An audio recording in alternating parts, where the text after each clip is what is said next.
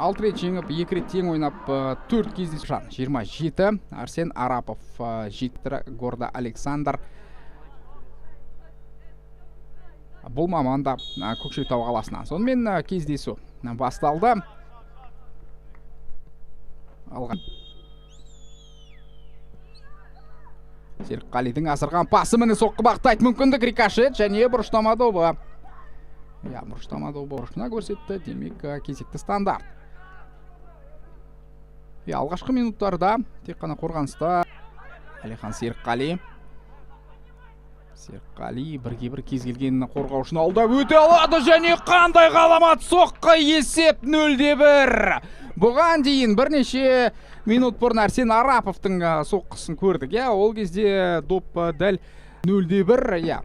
Біз Әлихан Серікқали кез келген қорғаушыны алда өте алатын айтып үлгерген сәтте осылайша бірден соққы бағыттады. Және қарсылас Газиев.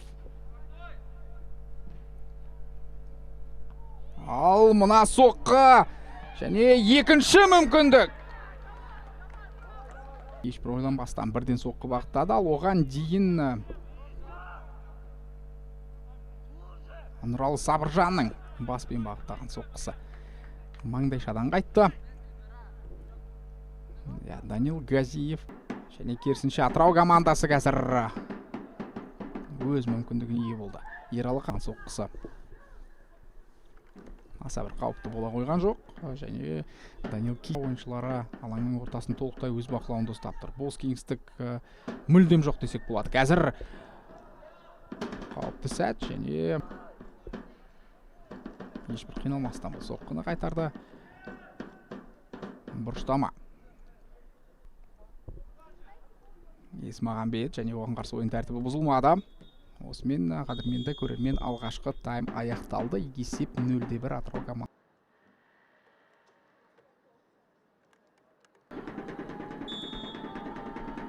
Оқжетпестің айыпдобы.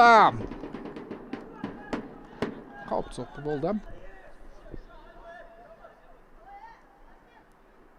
Қақпашы тұрған бұрышқа жерлеті соққы бағыттағанды жөн көрген екен.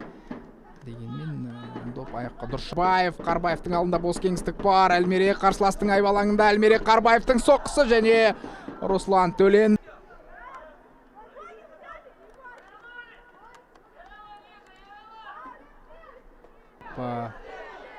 Табалар емес.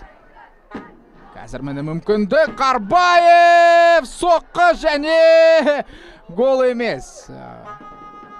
Есептеместіруге жақын қалған. Әсіресе Қарбаев бір өзі 4 қорғаушыны алдап өтті.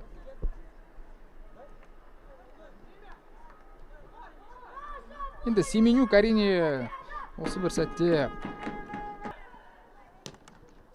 тағы бір алыстан бағытталған соққы және есеп 1-1.